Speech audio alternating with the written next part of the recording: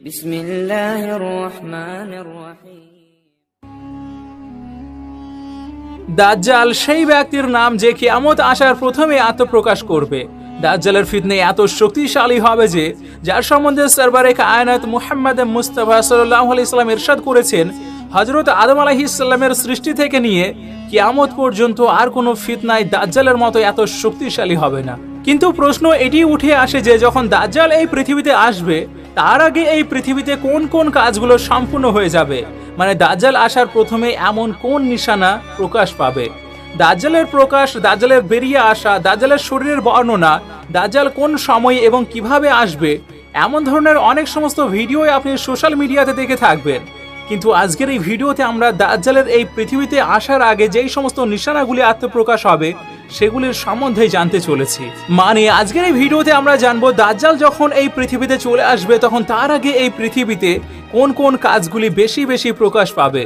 তো সেই জন্য আজকের এই ভিডিওটি সবার জন্য বিশেষ একটি ভিডিও হতে চলেছে, বিশেষ করে ইমানদারদের জন্য খুবই বিশেষ। সেই জন্য আপনি শেষ পর্যন্ত অবশ্যই দেখুন। আর যদি আপনিও এটি বিশ্বাস করে থাকেন যে যারা আশিকে রসুল হবেন তাদেরকে দাজ্জাল কেন দাজ্জালের বাবা এসেও কিছু করতে পারবে না, তাহলে ভিডিওটিতে লাইক করে আপনার সমর্থন অবশ্যই প্রকাশ করুন। তো চলুন আমরা ভিডিওর দিকে এগিয়ে যাই। আজকের বর্তমান সময়ে আমরা যেই পরিস্থিতির মধ্যে দিয়ে অতিবাহিত হচ্ছি এটি দাজ্জালের ওই সময়, এটি দাজ্জালের ফিতনার ওই সময়। দাজ্জালকে ফলো করে চলা ব্যক্তিরা নিজের সর্বশক্তি দিয়ে এই পৃথিবীকে কবজা করার জন্য লেগে আছে। তো সেই জন্য এমন অবস্থায় প্রশ্ন উঠে আসবে যখন দাজ্জাল এই পৃথিবীতে চলে আসবে তাহলে আমরা কিভাবে বুঝতে পারবো এই পৃথিবীতে দাজ্জালের আগমন হয়ে গিয়েছে। দাজ্জাল আসার আগে এই পৃথিবীতে কোন কোন নিশানা বেশি বেশি প্রকাশ পাবে, যেখান থেকে আমরা জানতে পারবো আর কিছু সময়ের মধ্যেই দাজ্জাল আসতে চলেছে। হযরত আনাস রাদিয়াল্লাহু তাআলা আনহু থেকে রিওয়ায়াত এসেছে, আল্লাহ রাসূল সাল্লাল্লাহু আলাইহি সাল্লাম ইরশাদ করেছেন, দাজ্জাল আসার প্রথমের কিছু বছর ধোঁকাবাজ এবং মিথ্যাবাদীদের হবে। তাদের মধ্যে সত্যবাদীকে মিথ্যুক বানিয়ে দেওয়া হবে এবং মিথ্যাবাদীকে সত্য বলে দাবি করা হবে। খেয়ানতকারীকে আমানতদার হিসেবে বসানো হবে আর আমানতদারকে খেয়ানতকারী হিসেবে ধরা হবে। সমাজে যে রূপ যা হবে সেই সমাজের সমস্ত মাসলা মাসাইলের উপর কথা বলবে এবং অন্যান্য মানুষের উপরেও নাক গলাবে। তো এর সম্বন্ধে কেউ একজন রাসূলুল্লাহ সাল্লাল্লাহু আলাইহি সাল্লামকে জিজ্ঞেস করলেন, ইয়া রাসূলুল্লাহ, এই রূপজা কি? তখন রাসূলুল্লাহ সাল্লাল্লাহু আলাইহি সাল্লাম বলবেন, এরা সেই নিকৃষ্ট মানুষ যারা মানুষজনের ব্যক্তিগত ব্যাপারেও দখলদারি করা ছাড়বে না। যদি এই পৃথিবীতে কেউ নবুয়তের দাবি করে অথবা যদি কেউ এটি বলে থাকে যে আমার কাছে আল্লাহর ওহী এসে থাকে, তাহলে বুঝে নেবেন সেই দাজ্জাল আর সেই মিথ্যাবাদী। কেননা আল্লাহ রাসূল সাল্লাল্লাহু আলাইহি সাল্লাম ইরশাদ করেছেন, আমার পর মানে কিয়ামত আসার আগে পর্যন্ত তোমাদের মধ্যে 30 জন বড় বড় দাজ্জাল জন্ম নেবে। তো সেই জন্য বড় বড় দাজ্জালের জন্ম নেবে আর আজকাল বিভিন্ন স্থানে জন্মও নিচ্ছে। কেউ ভারত থেকে জন্ম নিচ্ছে, তো কেউ আবার পাকিস্তান থেকে জন্ম নিচ্ছে, তো কেউ আবার এই বাংলার মাটি থেকেই জন্ম নিচ্ছে, তো কেউ আবার রসুলের পবিত্র জন্মভূমি থেকেও বেরিয়ে এসে দাজ্জালের ফিতনাকে ছড়িয়ে দিচ্ছে। এমনই ভাবে দাজ্জাল তো অনেক সমস্তই জন্ম নেবে, যেমন কি আপনি কিছুদিন আগেই দেখেছিলেন সৌদি আরবের মতো পবিত্র স্থানে নাচ গান করা হচ্ছে, আর এটি সেই দাজ্জালের ওই নিশানা ছিল। কিন্তু রাসূলুল্লাহ সাল্লাল্লাহু আলাইহি সাল্লাম ইরশাদ করেছেন, দাজ্জাল আসার প্রথমে 30টি আরও দাজ্জালের জন্ম হবে, আর যারা সোজাসুজি নিজের নবুয়তের দাবি করবে, কিন্তু এরা সকলেই মিথ্যাবাদী হবে। কেননা মুহাম্মদ মুস্তাফা সাল্লাল্লাহু আলাইহি সাল্লাম ইরশাদ করেছেন, আমার পর এই পৃথিবীতে কোনো নবী আর আসবে না, আমি শেষ নবী। তো দাজ্জাল আসার প্রথমে একটি নিশানার মধ্যে এটিও একটি নিশানা যে দাজ্জাল আসার আগে দাজ্জালের বর্ণনা মেম্বার এবং মেহরাব থেকে একেবারের মতো উঠে যাবে, মানে দাজ্জালের সম্বন্ধে বলা একেবারের মতো সমাপ্ত হয়ে যাবে। মানুষজন এটিকে প্রায় ভুলেই যাবে।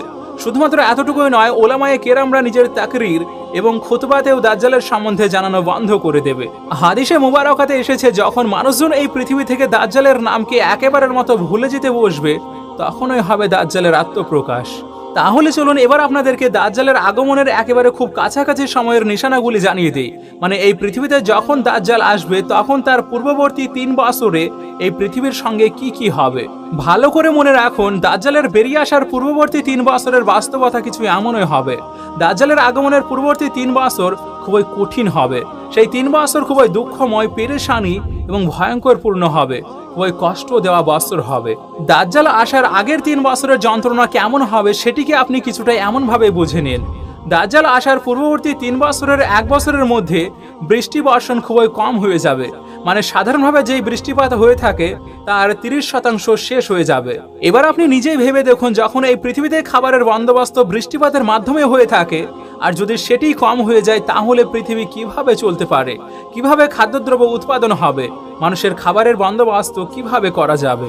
এমনইভাবে দাজ্জালের আগমনের পূর্ববর্তী 3 বছরের প্রথম বছরে খাবারের বন্দোবস্ত এবং যোগান একেবারে ছত্রভঙ্গ হয়ে যাবে। এরপর দাজ্জালের বেরিয়ে আসার 2 বছর আগে মানে তার পরের বছর বৃষ্টিপাত 2/3 সমাপ্ত হয়ে যাবে। মানে বৃষ্টিপাত যত হচ্ছিল তার অর্ধেক সমাপ্ত হয়ে যাবে, আর তারপর অর্ধেক বৃষ্টিপাতই এই পৃথিবীতে নেমে আসবে, আর যার পরিণতিতে খাবার দাবারের সম্পূর্ণ ব্যবস্থা একেবারে ভেঙে যাবে। মানুষজনের কাছে খাবারের জন্য খাদ্যদ্রব্য পৌঁছানো মুশকিল হয়ে যাবে। দাজ্জালের আগমনের 1 বছর আগে এই পৃথিবীতে বৃষ্টিপাতের এক বিন্দুও বেঁচে থাকবে না, মানে বৃষ্টিপাত একেবারের মতো সমাপ্ত হয়ে যাবে। তাহলে এবার আপনি ভেবে দেখুন, যখন 3 বছর পর্যন্ত বৃষ্টিপাতই হবে না, তাহলে কিভাবে এই পৃথিবীতে আকাল দেখা দেবে, কিভাবে এই পৃথিবী শুকিয়ে যেতে থাকবে। আর এমন অবস্থাতে মানুষ খাবার দাবারের জন্য মারপিট পর্যন্ত করতে থাকবে, আর এই সময় যে অবস্থা হবে সেটি খুবই কঠিন হয়ে যাবে। সেই সময় মানুষ সামান্য রুটি পাওয়া তো দূরের কথা, ছোট ছোট খাবারের দানাও খুঁজে পাবে না। আর এমন অবস্থায় যখন এই পৃথিবীর অবস্থা পরিবর্তন হয়ে যাবে, সমস্ত সিস্টেম ভেঙে যাবে, তখন গিয়ে দাজ্জালের আত্মপ্রকাশ ঘটবে। মানে সেই সময় দাজ্জাল এসে এই পৃথিবীতে হাজির হবে। এবার যখন দাজ্জাল এই পৃথিবীতে চলে আসবে, তখন তার কাছে খাবারের জন্য রুটির পাহাড় থাকবে, তার সাথে সাথে পানিরও খাজানা থাকবে। মানে তার কাছে খাবার দাবারের যে রিজিক সেটির পাহাড় লেগে থাকবে। আর দাজ্জাল সেই খাবার এবং পানির লোভ দেখিয়ে মানুষদেরকে নিজের দিকে ডেকে নেবে। মানে সে এই রুটি এবং পানির জন্য মানুষের সঙ্গে সওদা করবে, মানুষের ইমানকে কেনা বেচা করবে। সে বলবে, যদি তোমরা আমাকে মেনে নিয়ে আমার উপর ইমান নিয়ে আসো, তাহলে আমি তোমাদেরকে খাবার দাবারের জিনিসপত্রকে দিয়ে দেব। তাহলে এবার আপনি নিজেই চিন্তা করে দেখুন, যখন এই সম্পূর্ণ পৃথিবীতে খাবার দাবারের জন্য কিছুই থাকবে না, যার ইমান কমজোরি হয়ে থাকবে, যে দাজ্জালের এই ফিতনার সম্বন্ধে জানবেও না, তখন তারা দাজ্জালের সাথে কত সহজেই মিশে যাবে আর তার উপর ইমান নিয়ে এসে তার ওই অনুসারী হয়ে যাবে।